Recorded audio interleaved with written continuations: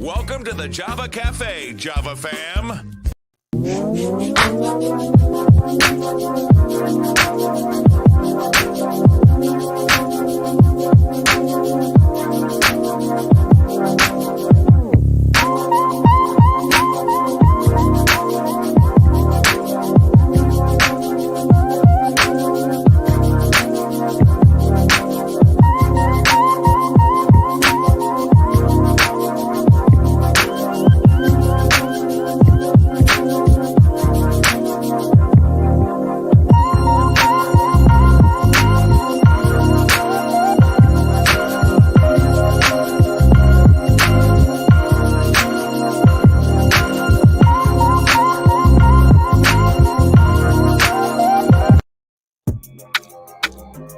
Good morning. Welcome to the Java Cafe, Java fam.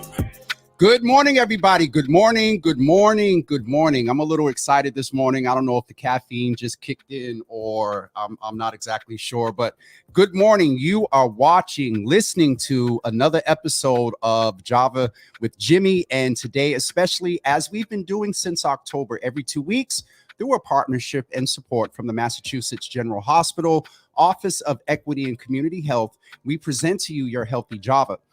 We focus on medical information. We focus on getting the information out to you, MGH as a whole, and especially the Office of Equity and Community Health is dedicated to ensuring that you get information about COVID-19, general routine and preventive health care, and of course, the vaccination and other subjects. We understand that mental health is a part of our overall health as well. And from the theme that we've talked about often around setting goals, giving grace to yourself, how to just deal with life and still sort of prosper. We have a guest that's coming in the room this morning by the name of Coach Meg. I got to talk to her a few minutes ago, and just from seeing her presence online and just speaking with her, you are in for a treat today. And so without further ado, as you all know, during your Healthy Java, I can't do all of the greetings, but since it's a new year, I'll just go in and say hello to a couple of people. Pastor Marion, good morning. Tasha Carrington, good morning. You all do me a favor and just share this with someone. Gail, this is definitely a good session for you as you're setting goals for Saturday church. I'm going to go ahead and bring in I'm starting to refer to my good friend and brother and co-host, Dr. Alabre, and also Coach Meg. They're going to come in and we're going to go ahead and get to chatting about, Coach Meg, you worked it out. You worked it out. I'm sorry. We were just discussing a couple of tech things back there, and she worked it out. But Dr. Alabre, good morning. Good to see you in the room. Happy New Year. Go ahead and say hello to the folks, and then we'll introduce Coach Meg and jump into this conversation around resolutions and a new year, a new you. This is the time of year that all of us, I have a couple of goals in mind as well. I'm going to keep them to myself because then I'm a little less accountable, but I'm sure Coach Meg will talk about that as well. But Dr. Alabre, say good morning to everyone. And good morning, everyone. How's everyone? Happy New Year. Good to be back. Awesome. What did you do over the holiday, Dr. Alabre? Oh, that's a different story. Okay. I rested, actually. Well, I was going to say, we'll sum it up as rest. Yeah, exactly. Dr. Alabre, why was it important today to really come in? And, we kind of slayed out the topics a few weeks before, and we really talked about creating a space where people, this time of year, folks are planning, they're doing vision boards and things like that. Why was it important to get Coach Meg in the room this morning? I mean, this is a big part of life. This is what everyone does, or most people do at some point, especially around the New Year time. We're all familiar with New Year's resolution. And there's been a lot of talks lately about, is that the right way to go? I think everyone's sort of questioning this resolution thing. Does it work? How long does it last? Is it better to set goals? How do we actually stay motivated? And health goals is one of the biggest things around New Year's. Everyone sort of wants to be healthier and live a better, happier life. And we couldn't think of a better time to have Coach Meg here and help people sort of this all ties in with what we do anyways, and like you said, it's life. It's all part of it. Absolutely. Dr. Alabre, thank you so much. And it's good to see you. I feel like I haven't seen you. It's only been a couple of weeks, but I think with the gap of the holidays, I'm like, wow, it's good to see you. Coach Meg, welcome to the Java Cafe. Welcome to your Healthy Java. Please introduce yourself and tell us what we do with our guests. We ask them to introduce themselves. And then at the end, just describe with one word how you're feeling today. It's a new year. There's a lot going on. And then from there, we'll just jump right in and check in with you about resolutions, a new year and a new you. Well, thank you so much. It's really, really, really a pleasure to be with you. And, you know, there's nothing better to start the day or the year but a darn good cup of coffee. And I think it sounds like you guys have even topped that with your energetic and energizing conversations. So let me really quickly. So I grew up in the biotechnology industry. So I basically was on the high-tech side of medicine for the first part of my adult life. And in 2000, I was going to say, now we're into 2020, so we don't say 20. We didn't say 20 back then. In 2000, I made a big shift, big pivot, because I thought that as much as we needed new, in fact, I was in the vaccines industry for 5 years. As much as we need new vaccines, new technologies, we really didn't have the professional competency in medicine to help people change mindset and behavior.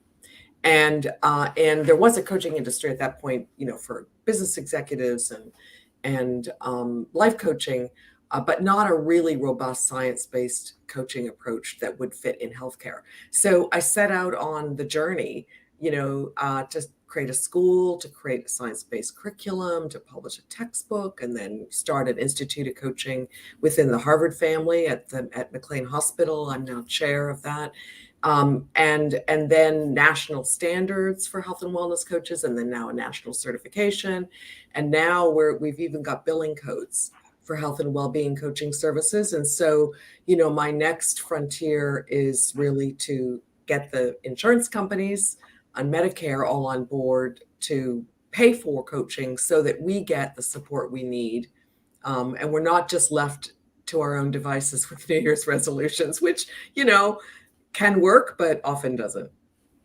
Absolutely. And so I almost said Dr. Meg, but Coach Meg. So I was just a little intrigued to hear when you're moving in a space of medicine and you get to the point where you're developing billing codes, that's a huge accomplishment along with everything else you did. And so there is basically a national movement around health and wellness.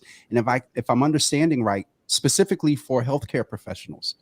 Yes. So, I mean, the Well Coaches School, which I started, has trained 14,000, mostly health professionals as coaches in 50 countries. So, and there's probably, they're now, I mean, we were alone at the beginning, but they're now, you know, we're going to be close to 100 programs training coaches in the healthcare space. So it's become a pretty strong workforce.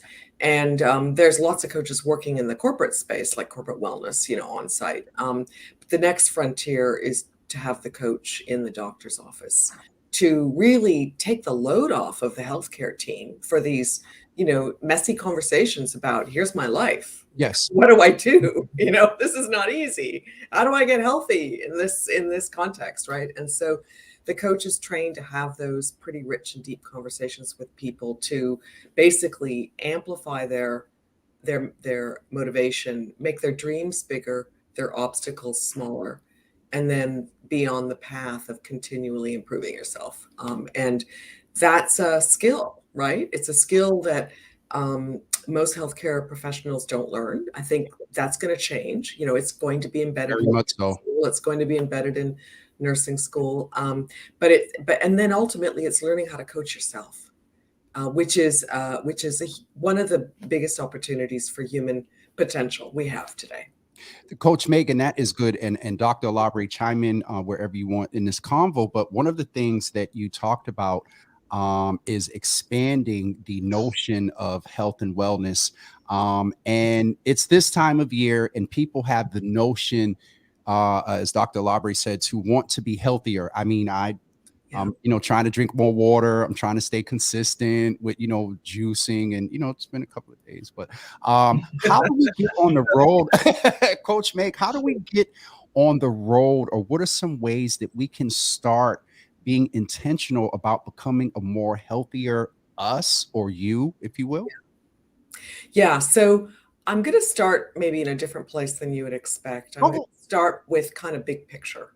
Okay. Because I think the new year changes over so quickly that we often don't take the time to really process the last year and really harvest the good in particular, to really juice the experience for what happened, what did I do well, how did I get better, what are my next opportunities for getting better. And so in order to change, you want to be standing on a foundation of strength, not of worry, not of, self-stick, I got to get myself whipped into shape. That approach doesn't sustain you. You got to stand on your strengths and on the good and on appreciation, even in tough times like these. And so I just want to say that's a place to start. So starting in gratitude, and I'm shaking my head and my face rounds it in agreement, because it's just to hear what you say affirms, and Dr. Alabre knows a lot of what we've not only on your Healthy Java, but in the Java Cafe, we talk about giving yourself grace and intentionality. So you are right. I am. And even in our talking points, I think I ended with, how do we give ourselves grace? And you're saying that we start with it. I also, go ahead. Yeah. It's people can't change if they don't feel that they have, psychologists call it psychological capital. Psychological capital is basically the psychological resources, instead of, physical fitness, the psychological fitness to step into the change process. Because changing yourself is hard. Look, if it wasn't, we would all be in great mental and physical shape in the world today, and we're not.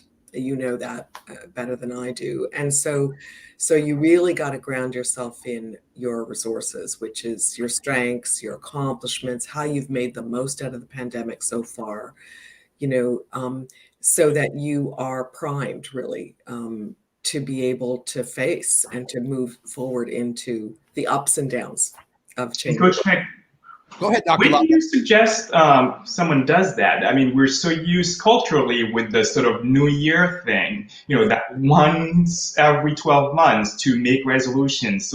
It's sort of ingrained in us, but people don't really have that structure to stop and do the inventory of where they are and be grateful. Do you recommend a system to people to do that? Yeah. So, obviously working with a coach provides so you need to create space. And that's something that's a bigger issue, bigger point. And maybe this is a resolution for folks, is to create a channel, a lane in your life to actually pause, reflect, and allow yourself to harvest and to grow.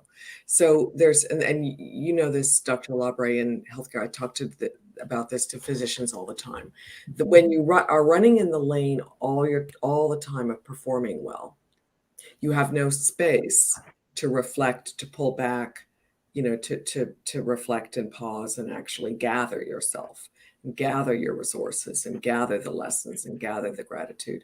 And so a big part of what we all want to do, and it's hard when you're really busy, and it's even just taking a few moments of breathing to start to open up the lane of reflection. Because what powers us through change is deep motivation. And I'll come to the big picture in a moment. More than just like, I got to be better. It's a deeper process. You have to dig like drilling for oil. You've got to go deeper to find your, really, why does it matter that you get better? And then you have to build your confidence, which is a complex set of variables, including your internal dynamic, because parts of you want to go forward and parts of you don't.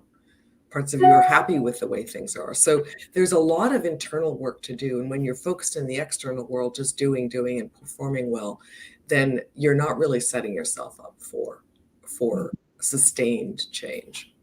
I have to say this is really interesting because I noticed I have an Apple Watch, and they've added this reflection minute to their sort of daily, because it was the breathing, and I was like, where did that come from? Why do I have to reflect? And so this is really making sense now, and I wonder where that came from. Right. Well, I mean, I remember reading, I have an Apple Watch too. I remember reading that when Apple was thinking about moving into the mindfulness space with the watch and the phone, they asked a lot of people, and all those people said, look, if you could just get people to slow down their breathing, in particular, a longer exhale, which calms the nervous system, right? Your stress comes down, and your parasympathetic nervous system, the relaxed state, is more present. So, and I suspect they did the same thing here. They went around and talked to a lot of people and said, you know what, people need to pause and just take a breath and say, who am I? How am I doing? What am I grateful for? And kind of put a little bit in your bank account in terms of your own capital. Dr. Alabre, anything else? Because I was actually going to ask, so do you recommend that? Do you recommend people use that sort of, we are moving the space of technology, and we're becoming more and more dependent on, our watches, our phones, our smart whatever, to do these things. And I am sort of wondering if that's really a recommendation to people. Yeah, and it's other than having a coach, as you mentioned.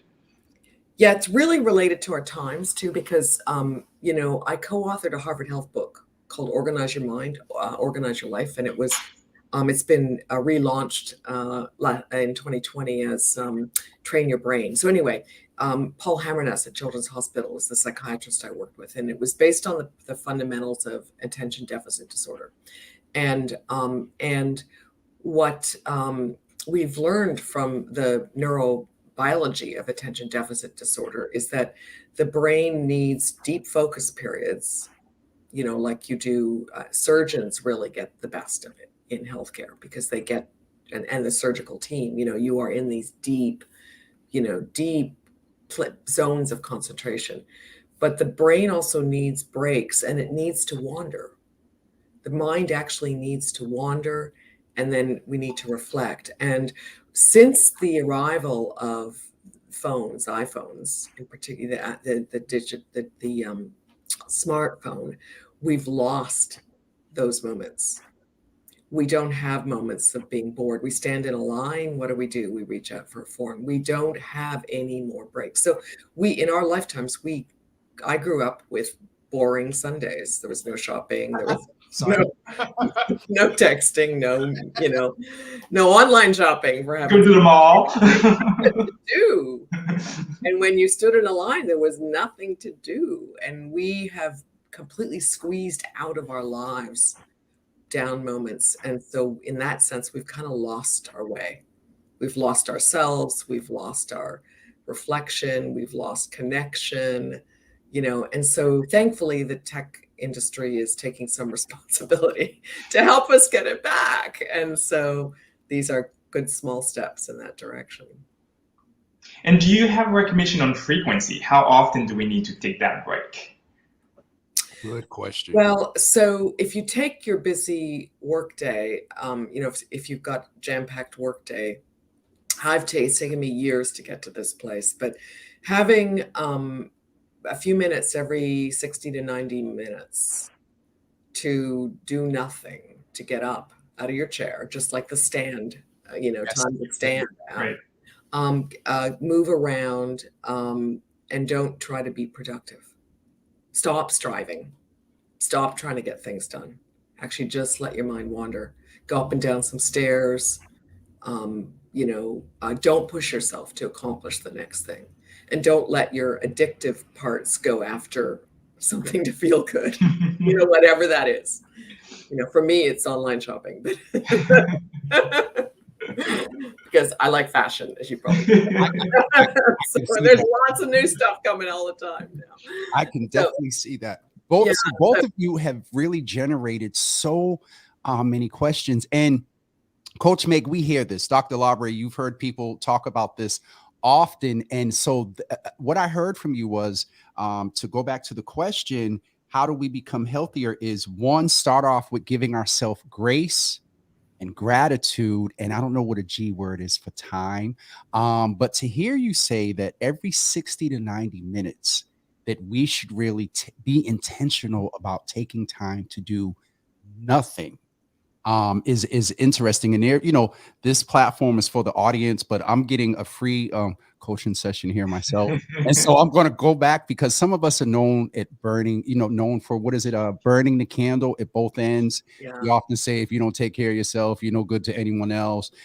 I promote self-care, but this is a good session. So you identified a couple of mental barriers there that you may have not named.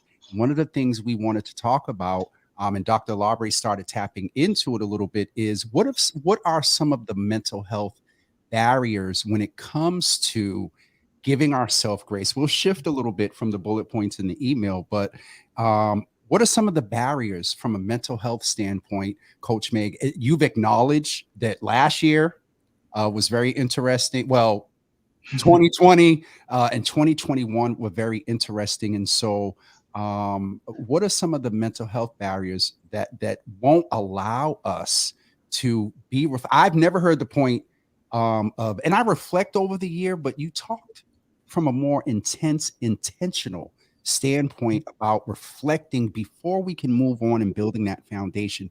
What are some of the barriers that cause? Well, I know one is ignorance, because I'd never heard it articulated like that. Let's just be honest. So that's why you're here, to educate us. But what are some of the mental health barriers or life barriers, however you want to go, that prevent us from getting in that mindset to be intentional? Yeah. Yeah. So in our book, we talked about the term frenzy.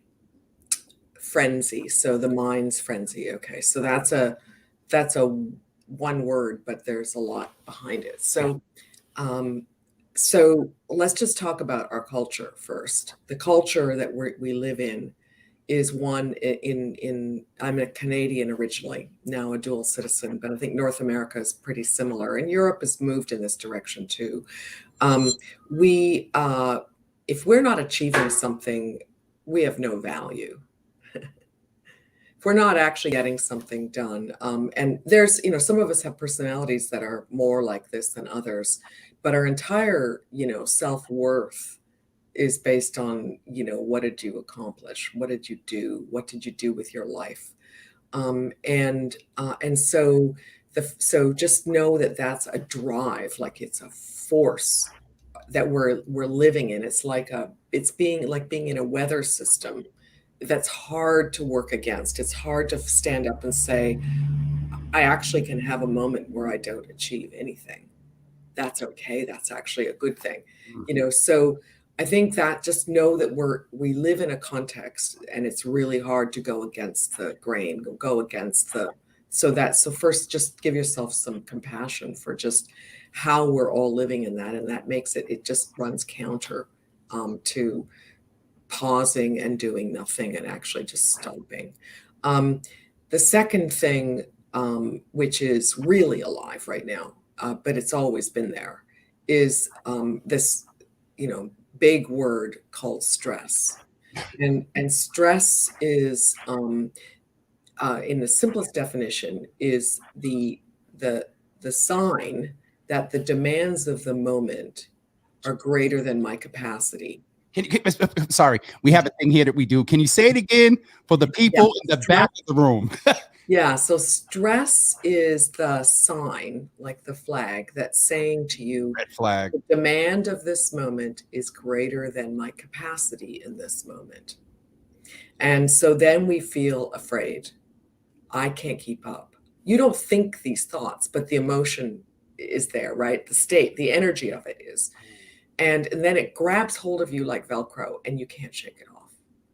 And so, and in fact, the way you escape it is to keep doing things, because you feel, okay, as long as I keep moving forward, as long as I keep achieving things, I can keep this monster at bay, this strain at bay.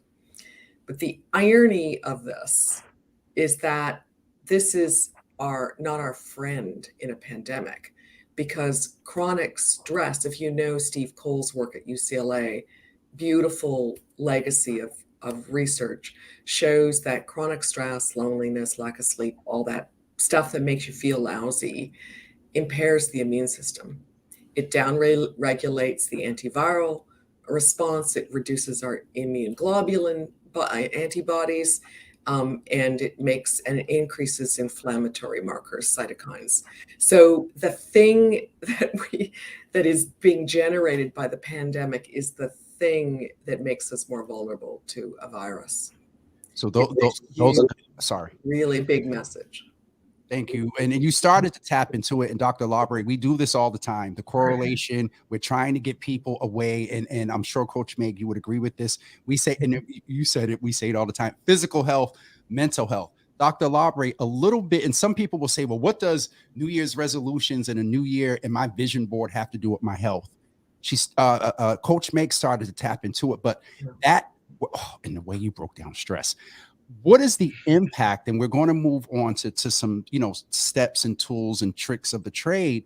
Dr. Alabre, what is the sort of deeper, or how does what Coach Meg just said demonstrate itself in us physically? She described it inflammatory and whatnot, but if we can put it in layman's terms, from the shoulder tight to what is the sort of day-to-day layman impact of what Coach Meg just described? Well, the best I can say is that it's everything, really. There's not one thing that's not impacted by this. We're just sort of mentioning a few of them. And on this show, we've talked about stress, yes, in weight gain and cortisol levels, and how it really, we can start and go on and on and on. Basically is that we do know that every function of your body is impacted negatively, unfortunately, by chronic stress. And that's really the most I can say.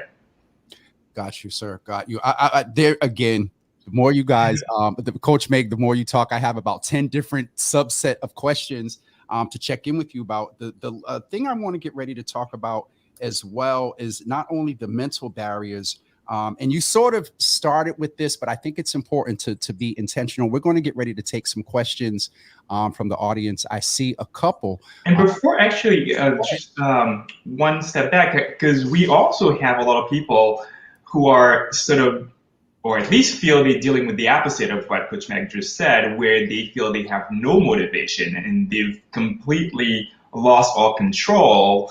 And instead of having that drive that's just making you go, go, go, or feeling that you're being forced to go, go, go, there are people who just feel they have no go.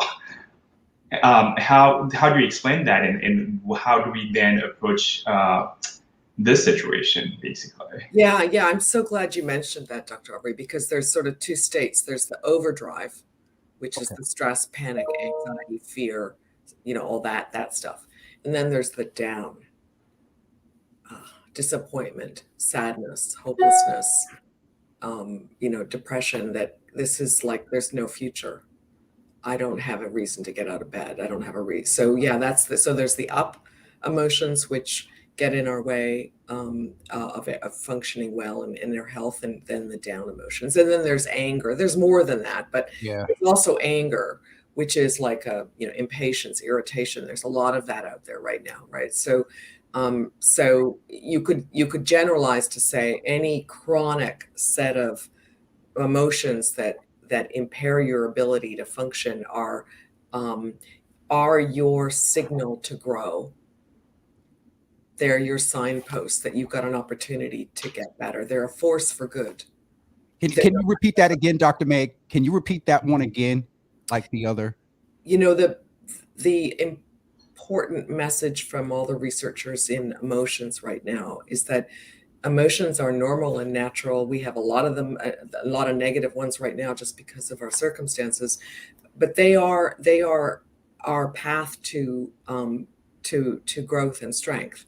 If you lean into them and you live what you work with them, and you feel compassion for them, and you say, okay, what's the message for me here? What's the meaning of this experience? What do I take away from this? You can move towards growth. And so a bigger way to think about this is the model of post-traumatic growth. So COVID has been and still is a trauma. And a trauma for everybody is one where your future is disrupted, right? Your future is disrupted. So we're all traumatized because our future is disrupted still.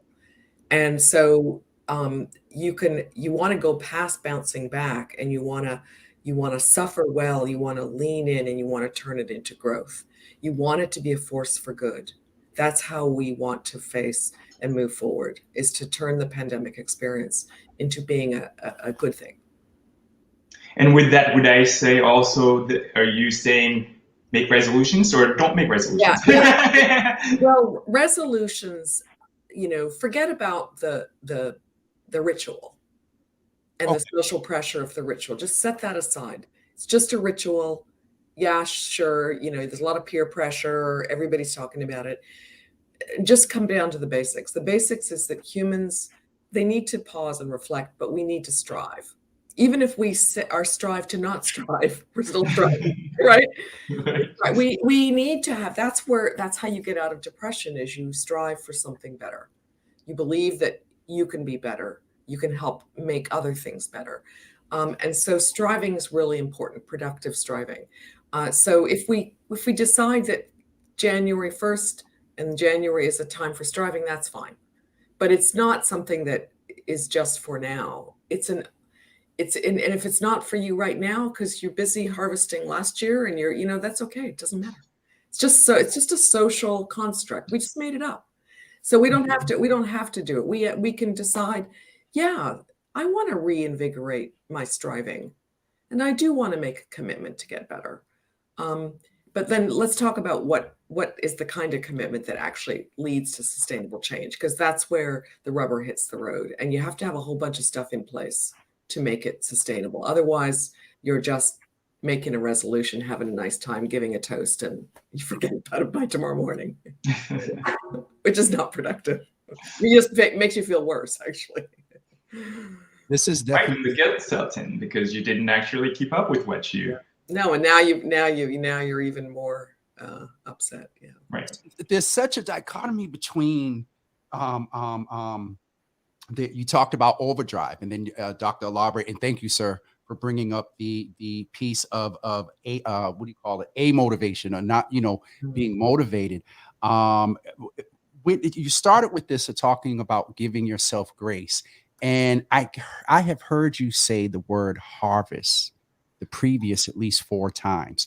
As we get ready to maybe get into some steps, you refer to the fact that it takes some things to follow through with your intentionality around striving, not being subject to social constructs and conditioning that society puts on us. Can you just talk for a couple of seconds about how do you intentionally harvest? You've been intentional about that word, Coach Meg, and we have some people of faith that are often in the room, and that's a buzzword. Harvesting the last year, harvest refers to a bounty, and sometimes you got to poke away the dead stuff in order to get the fruit. Right. But go ahead. Yeah, exactly. Yeah. And so here we put all the gratitude in harvesting and Thanksgiving, and then we, right, it's another social construct. Wow. So harvesting is juicing out of life's experience the good. It's taking the good out, and it doesn't just like appear. You have to actually pause and reflect. So the natural orientation of the brain is to protect us and therefore keep us safe and solve problems. And so if we have no control over our minds and brains, what happens is we immediately move to the problems, yes, challenges, including the social pressures to do the same thing that everybody else is doing. Otherwise, I'm not keeping up. Otherwise, I don't have value. Otherwise, I don't belong. Otherwise, blah, blah, blah. So the value of one of the values of reflecting is to pause, to even notice. So I'm working with a healthcare team at a hospital locally, the leadership team. And this has been over 2-3 years. And this has been an ongoing theme because it's so easy to focus on what's not going well and all the stresses. And so we just take time whenever we're together, just pause. What have we learned? And what I've noticed in this group, even though the pandemic is still going, they're stronger than they were a year ago. But if you don't pause and notice, yeah, I'm actually stronger. The things that bothered me a year ago don't bother me now. But you wouldn't even notice because you're already into today, and you haven't even noticed what you've grown. So you really want to take time to intentionally, and it works better when you do it with another person, right? Yes. What is good, and unpack stuff. Like what happened and what did you do well and how did that work and what conditions supported that and what are you taking away? It's like filling up your bank account with psychological bank account with good stuff. Psychological capital. Lord Jesus, I'm sorry. But Meg, this is so awesome to hear, and it's so funny how conditioning and social constructs influence us, because as you're talking, I'm being victimized by that. Like, wow, I wish we would have had Coach Meg here in early December. Right. Folks. So automatically for me, what I just Yeah. recondition myself to do is it doesn't have to be the first week in January. And it's a mindset more. It's a mindset more than a rushed societal conditioning to, as a lot of people in my culture say, stay up with the Joneses. You know what I mean? Everybody's going to be posting their vision board, and we had a vision board party and showing their pictures. And there's just so much that you've said to unpack. Dr. Alabre, We should take some questions though. Yes, I was getting ready to say, we're on the same page, sir. One of the first questions is probably easiest, and I noticed this from Heidi listening in Boston. I can't find the question, but she was asking, you referred to a certification, and she was wondering how you get information about signing up to be certified. And if you could just check in about that. And I see a couple other questions I'm strolling through as we talk as well. But how does one get certified or get your information and look up the presumable website? Right, good. So yeah, we created what's called the National Board for Health and Wellness Coaching, nbhwc.org,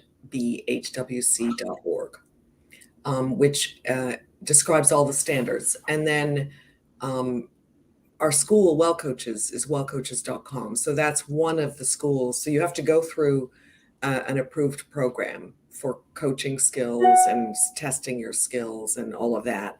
And then there's a national exam, just like if you go to medical school, you do the education. So NBHWC, yeah, great, you got it. So you would go there, Heidi, to look up that information there. And then Heidi also has another question.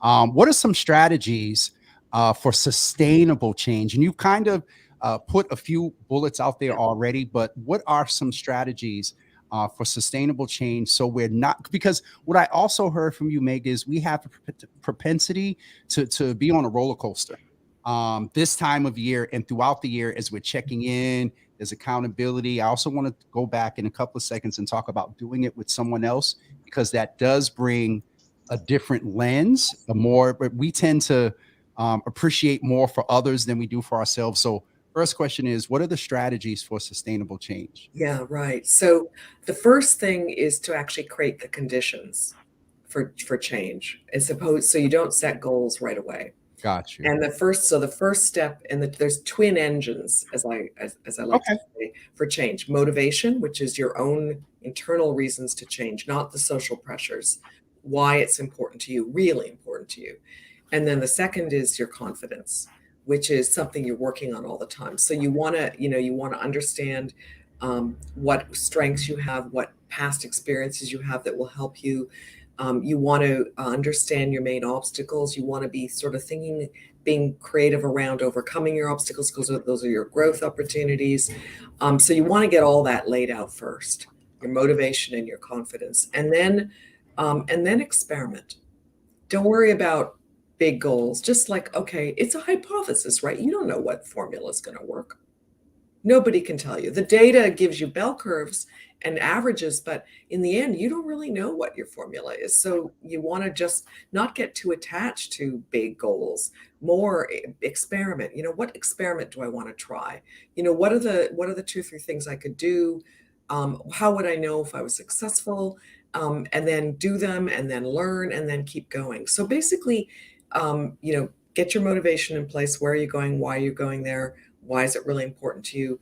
Feel like, yeah, I think I got a chance of getting there. I'm willing to lean in. And then last, just experiment, take small steps, and keep the compass direction going, the motivation going, keep amping up your confidence, but then just take little steps each week. So it was interesting to hear you say about the experiment, because my orientation to things are, set a plan, be rigid with it. And, if you deviate from it, you fail. You know what I mean? And That's so the problem. That's right. And then now your self-esteem's on the line, right? we're not going to get into a one-on-one right now.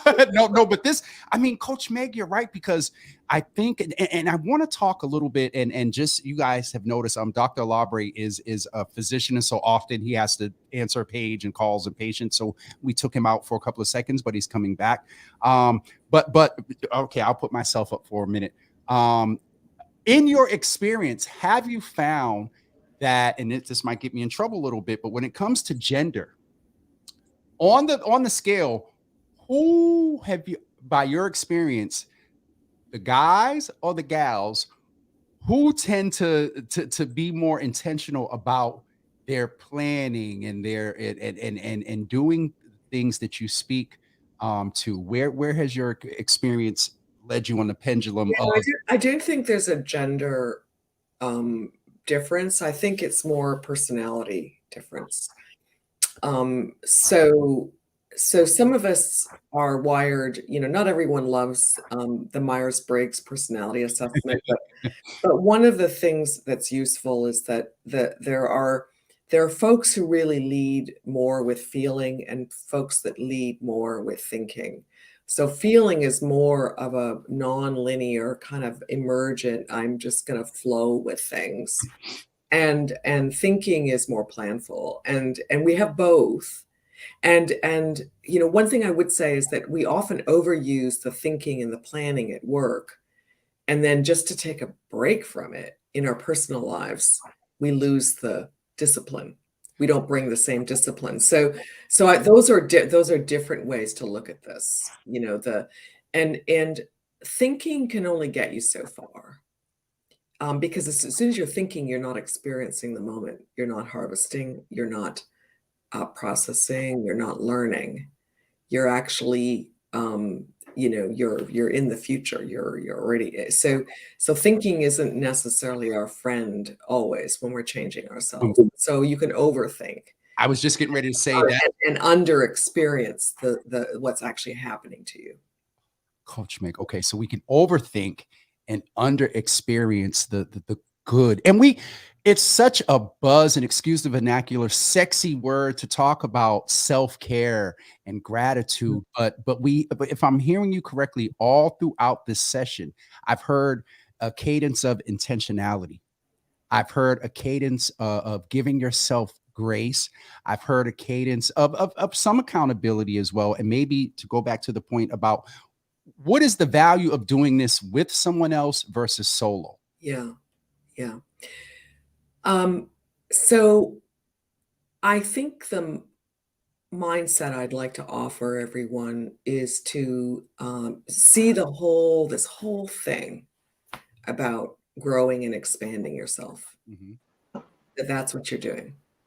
You're making yourself better, stronger, more confident, more compassionate, better listener, more creative. I don't know, whatever it is that you want to get better at.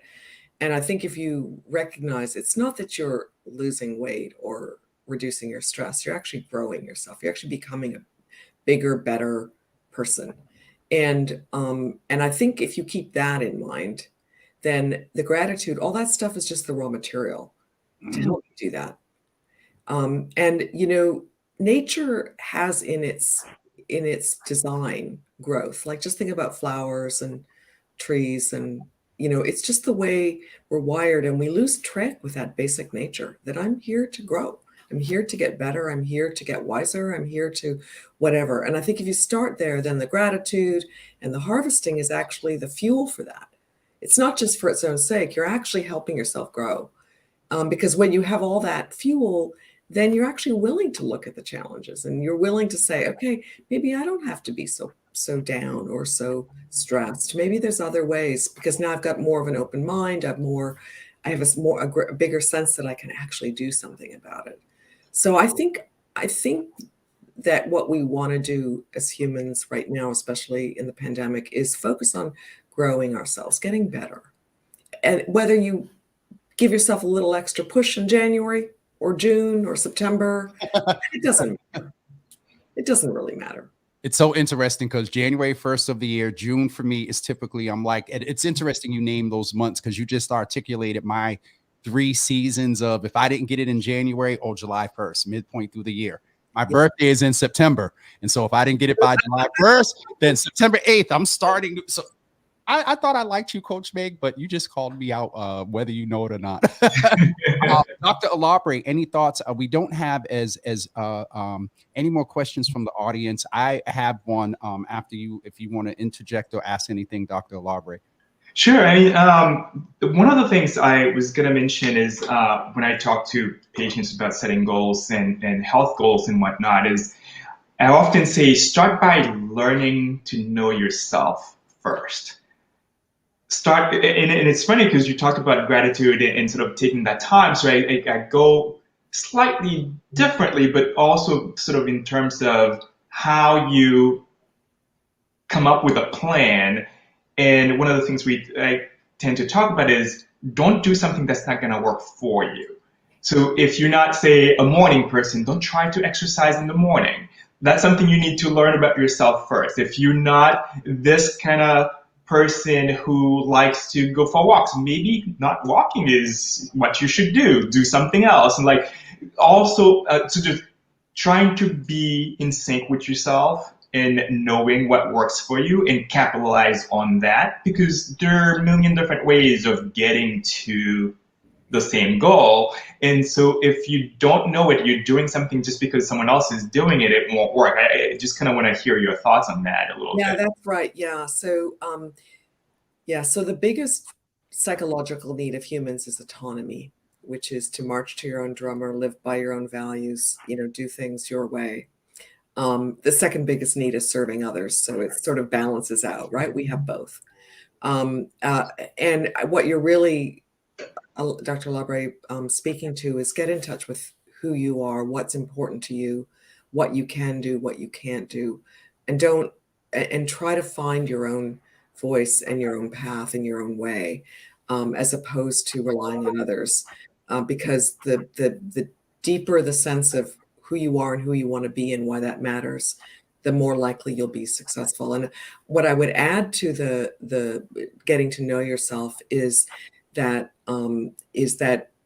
for most people, health is not the end they want. Some of us are health nuts, right? We look forward to trying out the latest smoothie, the latest fitness class, the newest meditation, right? But most people don't view health as the goal. They view a good life as the goal. And so what really matters is connecting your health to what you really want. Because if you don't have your health, you don't have a life, right? You don't have a good life. And so there's an opportunity to sort of go a few levels deeper around, why does your health matter to you? Like, if you didn't have it, what would you lose? And what does that mean for you? Because that's the thing you have to remember every time you make a choice, right? Do I choose the brownie or the apple? Do I drink the water, or do I have the soft drink? And in those moments, you want to be saying, well, who do I want to be? And how is this choice going to serve that? And if you're not really clear on what that is, then you'll go for what feels better in the moment, rather than investing in the future that you want, that's precious to you.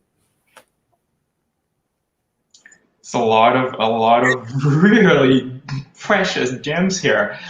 And so one other question I have is, what's your suggestions? I know we're kind of running out on time here, but what do you suggest for people who may not have access to sort of getting a coach or having someone who they may feel is out of reach? Maybe it's not even out of reach, but what's the feasibility of having a coach or having that person who can kind of hold you accountable or help you navigate this complex system of. Yeah, my hope and aspiration is that we teach everyone these skills, and and so it's not just exclusive to the professional coaches. And with that in mind, I'd be happy to sort of send a set of kind of self-reflection questions if you think that would be helpful. But basically, the main ones are, to appreciate the good in your life, really appreciate it, the good in you. So you're standing there, and then why does your health matter, really matter? And then what are your major challenges? And then what are strategies to get over those?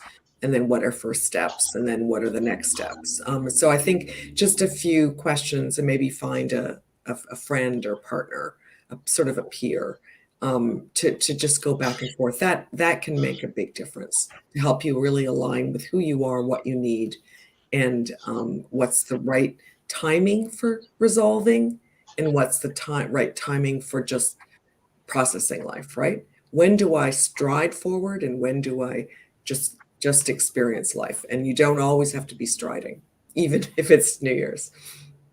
I just got word that someone commented and said we are frozen. So I'm not sure if we're having technical difficulties. We are still recording. And so in the replay, hopefully everything will be good. I'm just checking myself. I'm sorry, Coach Meg, if you were able to, okay, someone said not frozen for them. Okay, this is sometimes why I don't look at the comments, but Naraki, thank you so much. Michelle said not frozen for her. Okay, so we're good. Coach Meg, and don't forget, folks, we have about 5 minutes left if you want to ask some questions. Coach Meg, I wanted to ask, I fluctuate, and thank you for your point earlier, was that experiment. And you don't have to be in a rigid sort of regimen. And so I'll be honest, I fluctuate between like the productivity app, the Microsoft Planner, and then sometimes I do old school writing, but on my iPad. So that way I can print it and color it and all that stuff. Do we have to stick with one formula? Can we go, because the school of thought is if you're a writer, you write it down. There's the thought that if you write it, it works better with the brain. But then, I'm a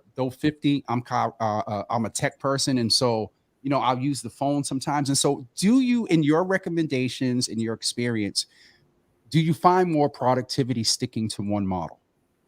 Yeah, so I don't know that there's any data, and I want to come back to Dr. Alabre's point about discover what works for you. Yeah. And improving yourself is one big experiment, and all you've got is a hypothesis. Like, if I do this, will that happen? If I do this, will that happen? So I would suggest you try all three. Like you, I spend a good half an hour to an hour with myself in the morning journaling, and I use my iPad because I can sit in my chair with my coffee and I can process my experience. So that's sort of, a real investment in reflection every day. And so I find that very helpful, but sometimes people like productivity apps. For others, it's the conversation that's powerful, and then just taking a few notes. So I would say try stuff out. Another piece about growing yourself is to assume you don't really even know your full potential, right? Because you're kind of locked into the life you have and the way you think. Wow. And one of the things I've learned from the Chinese, philosophers, they really think it's a bad idea to go find yourself. That the real opportunity is to go expand yourself. Do something you've never done before to find out what happens.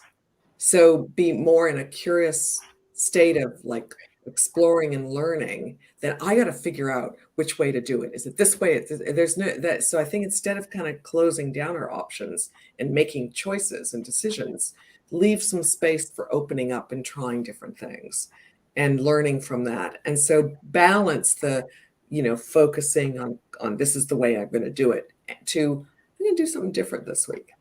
And that will open up all kinds of new possibilities that you never knew you had. And that's the one thing the pandemic has done, is it's shaken us and rattled us and rocked us from our moorings, right? If we were tethered to the ground, we're floating around Like, what's my life and who am I? And we're so we can go anywhere right now.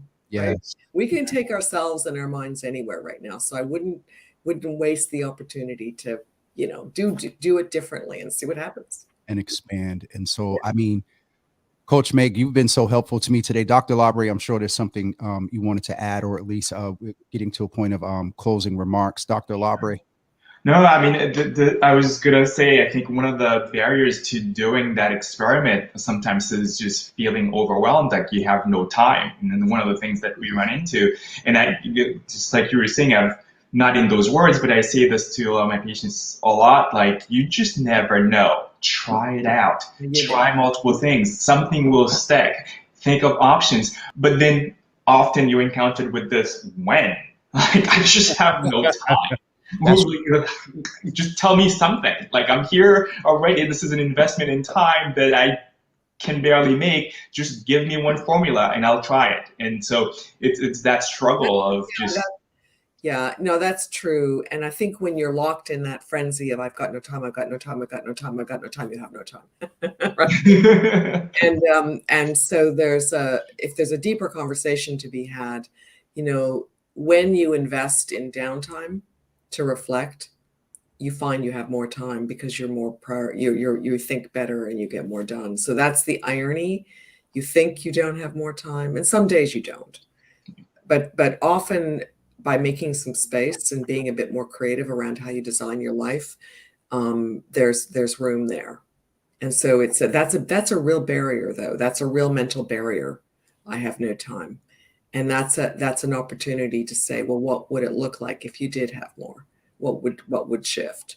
Because that's until you change your relationship with time, then you're probably going to be stuck in I have no time, I have no time. So it's a mental state, not just it's real, but it's also self-created, and it's part of our culture, right? I'm so busy, I've got no time, I've got so many demands, right?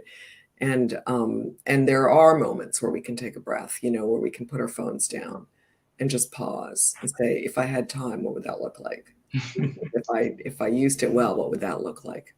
And if I invested in reorganizing my time a little bit, what would be the payoff? Would I be better? And one of the burning question is, do you recommend setting, I guess when you're setting goals, do you give yourself a time to achieve it? Do you give yourself, or do you set points, like checkpoints, I should say, of when you reassess and reevaluate and move forward? Or is it too much pressure to say, I'm going to do this in 2 months? Or do you just need to be realistic about how you can get it done? Yeah. So it really depends. And there's a lot written about goal setting. And when things are fairly easy, then being planful and laying it all out, because you can kind of predict what's going to happen, is a really good idea, because you're going to get it done. So one way to think about this is to rate your confidence. So if you take a scale of 1 to 10, and you say, yeah, my confidence in drinking 4 glasses of water a day is a 7 out of 10. Okay, so therefore, let me put it in my journal, and I'm gonna plan. It's gonna be scheduled. I'm gonna refill my water glass. Blah blah blah. But if your confidence is lower than that, like a 5 out of 10, what are the chances are you're not going to hit the milestone, and then your confidence will go down further. That doesn't help you. So you're better to work in small steps, like what's this week's experiment, and what did I learn, and what's next week's experiment, and what did I learn? So it really depends. So if your confidence is low, take it one step at a time, but bring in some kind of structure, so you're accountable for what happened. Even if it didn't happen when you thought, you still want to have someone to report to, or some way of reporting, so you're at least staying on track. You got to kind of figure that part out, but not hold yourself. When you put your self-worth on the line, you're risking having lower confidence at the end of it, and so that's not helpful. So it just depends. Just sometimes yes, sometimes no. One step at a time, one baby step at a time. This Dr. Alabre knows. He knows. I've never seen you at a loss for word before, Jimmy. What's going on? This is so again, when I used to go to trainings, when I used to work with the Department of it's DCF now, Department of Social Services, being a training and the facilitators talking about, working with your clients. I'm sitting up there at the desk doing self-reflection, oh, this impacts me. And so there's been a few things here, Coach Meg, that I'm going to go back and watch, and it'll make me more impactful. That's the desire of this platform. And so I just personally want to thank you for so many gems, as Dr. Alabre said, that you dropped today. I don't believe that this will be your first and only time here on Your Healthy Java, because there is just so much still to unpack. And you all let me know if I miss anything. But what I heard today was that we're on a growth process. We need to give ourselves grace while being accountable, and also be flexible in the ways in which you intentionally strive to grow. Yeah. Yeah. Well done, Jim. That's well said. Yeah. It's a personal experience. It's very individual to you. We can all do it, but some of us have less resources. There's no doubt. These are facts. Sure. And for those of us talking about the equity space, for those of us who have resources, we have a responsibility to step up and help those who have fewer. And that's a really big part of the growing for those of us who have enough resources, is to actually give back. And so we've all got a role to play in growing ourselves as humans, as a city, as a country. And let's just do it, and do it together, and have fun. And I have to say, you've graciously accepted this offer to come on the platform and talk with us for free. And so you are sharing your wealth, and I really appreciate it. And I'm sure everyone appreciates it, our viewers. And thank you so much. Not a lot more to be said. I'm sure there's some gratitude in here for you. Intentions and persistence. Coach Meg, this was one of our probably one of my more, but all the sessions have been good with Your Healthy Java, but this one I think is a foundation to build upon all the other great information it's come from, and going to continue to come from the experts here that are a part of MGH. Thank you all so much for tuning in today. Coach Meg, thank you for being a part. As Dr. Alabre said, thank you for sharing your wealth of knowledge. Wealth is not always, green, the little paper and the silver things that we do in the plastic, but it is knowledge is wealth. And so we thank you, because this, in your field, you probably could have sent someone a nice little wonderful invoice for about $1,500, $2,000. And so we got it for free today. So we appreciate you so much. And Dr. Alabre, as always, thank you for this. We will be back 2 weeks from today. I don't have the sheet open in front of me. Dr. Alabre, do you remember off the top of your head? For 2 weeks from now, we're talking about health equity. Health equity. See, health equity. See, this is why this is my friend and partner here.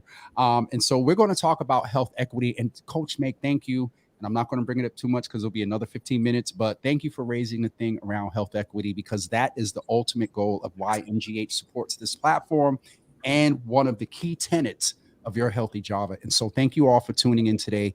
We will be back generally tomorrow at 9 a.m., but we will be back for another episode of Your Healthy Java 2 weeks from today, which will be January 18th, 2022. I'm doing better with the date.